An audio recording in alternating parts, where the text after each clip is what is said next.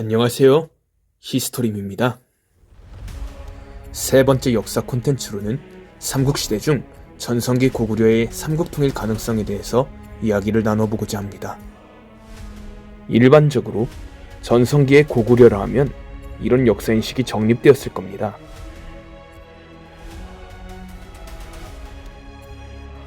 북쪽으로는 광개토대왕의 정복 활동으로 엄청난 요동의 철광지대와 광활한 북만주 일대를 완전히 영유화하고, 남쪽으로는 장수왕의 한강 일대 전역과 충청도, 경상도의 북쪽 방면을 장악하며 삼국시대 최대 판도를 구축해낸 동북아시아의 주요 강국. 그래서 많은 사람들은 이런 의문을 가지기도 합니다. 저렇게 강력했던 고구려는 왜 삼국을 통일하지 못한 걸까? 그리고 이 의문에 다음과 같은 근거를 제시합니다.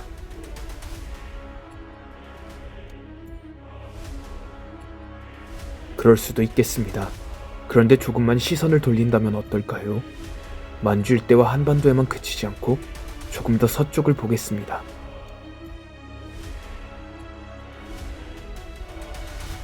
당시 광개토대왕이 신라의 기병과 보병, 도합 5만을 파견했을 때 고구려의 서방에는 후연이 있었습니다. 후연은 하북, 산동, 요서, 요동을 움켜쥔 강대국이면서 선대왕조인 전연에 이은 고구려의 오랜 앙숙이기도 했습니다. 오히려 이런 불안 요소를 두고 광개토대왕은 신라의 군사 5만을 파견하기로 결정한 것입니다. 실제로도 후연은 광개토대왕이 신라 구원을 위한 남방 원정을 준비하기 위해 평양으로 가 있는 사이 고구려를 침공했고, 신성과 남소성을 함락하고 7비결리에 이르는 영토를 빼앗아가며 고구려의 수도 국내성까지 위협했습니다.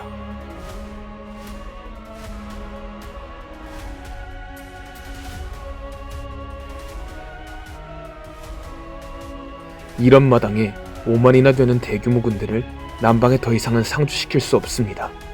소위 말하는 삼국통일의 욕심을 내려다 자칫 잘못하면 고구려라는 왕조 자체가 한꺼번에 휙 하고 말려 들어갈 수 있기 때문이죠.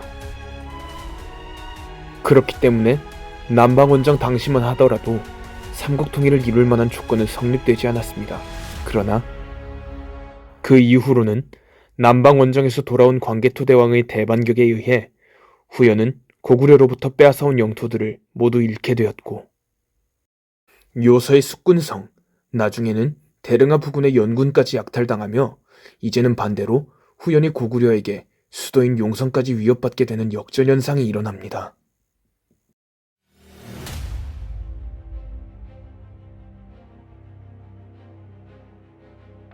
이후 407년 광개토대왕이 이끄는 고구려군은 모종의 세력과 회전을 치르며 대승을 거두는데, 역사학계에서는 406년 12월까지 고구려가 후연과 싸우고 있었다는 점과 407년에 후연이 멸망했다는 점에 착안하여 이 모종의 세력을 대부분 후연으로 추정하고 있습니다.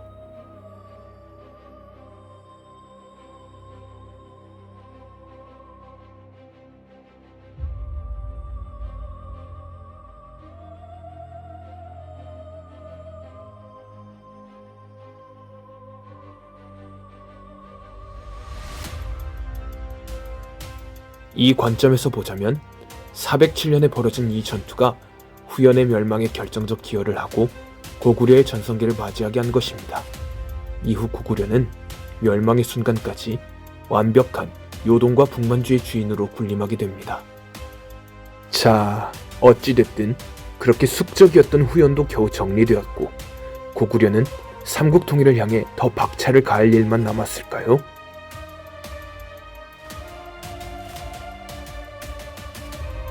그럼 먼저 고구려의 대외 확장 기조가 왜 광개토대왕의 전방위적 정복 활동에서 장수왕의 남진 정책 일변도로 바뀌게 되었을까요? 당시의 국제 정세를 다음의 지도로 확인해 보겠습니다.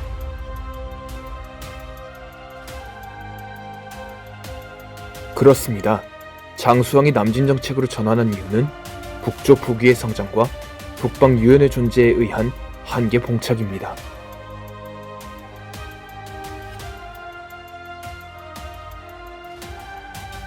북위가 북중국을 통일하면서 고구려는 반쪽이라도 집약된 중화제국의 위력을 정면으로 받아내게 생겼으며 거기다 북위를 제외하고도 북방엔 유연이라는 거대한 유목 세력도 있었기에 고구려는 서북방면에서 최대한 충돌을 피하는 것이 가장 현명한 방법이었습니다.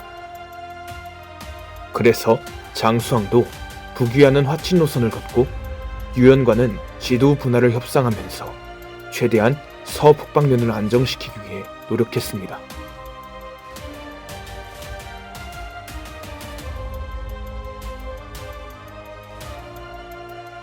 어쨌든 왜 남진 정책을 추진하면서도 삼국 통일을 못했느냐? 우선 남진 정책의 전초 과정이라 할 수 있었던 평양천도는 사실 이미 장수왕의 아버지인 광개토대왕 때부터 염두에 둔 듯한 기록들이 보입니다.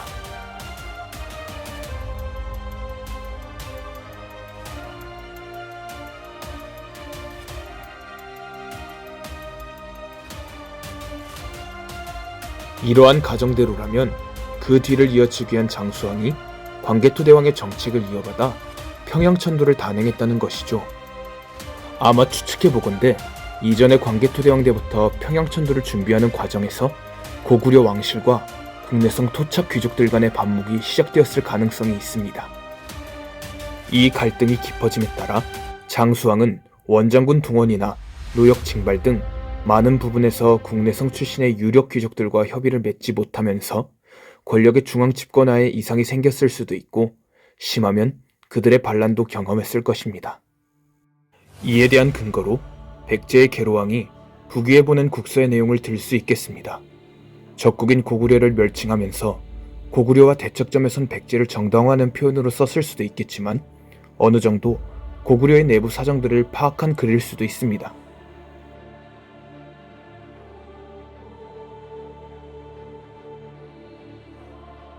결론적으로 장수왕과 국내성파 귀족들 간의 내부 알력으로 삼국 간 경쟁에 필요한 힘을 응집시키지 못했을 가능성도 염두에 둘 수 있겠습니다.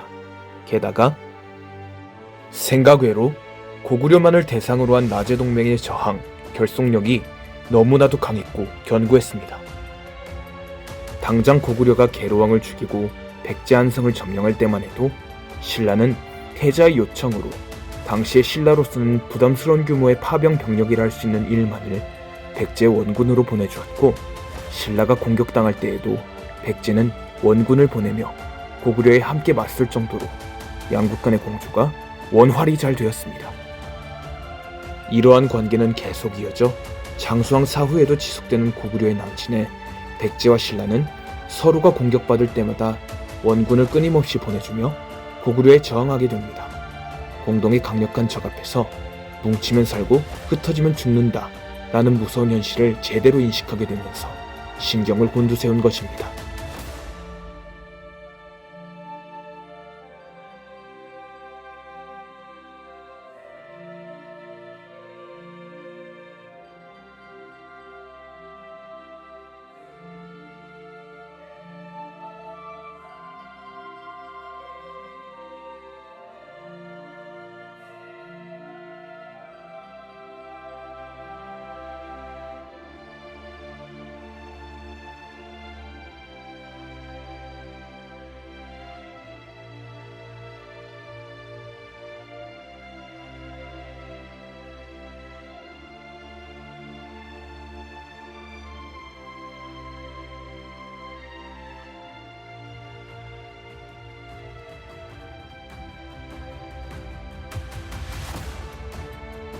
즉, 당시의 고구려는 전성기라 할지라도 외부적으로는 중원의 후연에서부터 북조 왕조들, 유목지대의 유연에서부터 돌궐, 한반도 일대 백제 신라와 국경을 맞대며 지속적으로 외교전과 정복전쟁을 병행하는 상황이었습니다. 또 내부적으로는 도읍지 이전에 따른 왕과 유력 귀족들 사이의 반목 가능성도 있었고 이에 따른 내부 출혈도 심각하게 따라왔을 것이라 예상할 수 있었습니다. 그러한 과정들을 거치며 국정 운영의 동력들이 지속적으로 고갈되어 왔기에 전성기의 고구려도 현실적으로는 삼국 통일이 어려웠던 것입니다. 물론 전성기 이후로의 고구려는 안원왕과 양원왕 대 왕위 계승을 둘러싼 내분과 이후 유력 귀족 중심 연립정 체제의 부상 가능성.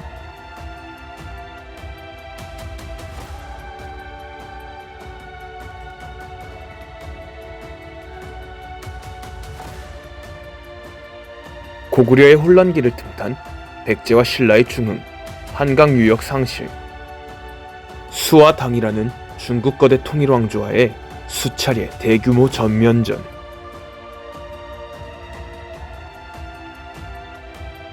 연개 소문의 정변과 왕권의 실추, 유력 귀족 중심 체제의 국정 운영 등의 다양한 이유로 삼국 통일의 실현 가능성이 더더욱 멀어질 수밖에 없었습니다. 이번 영상은 여기까지입니다.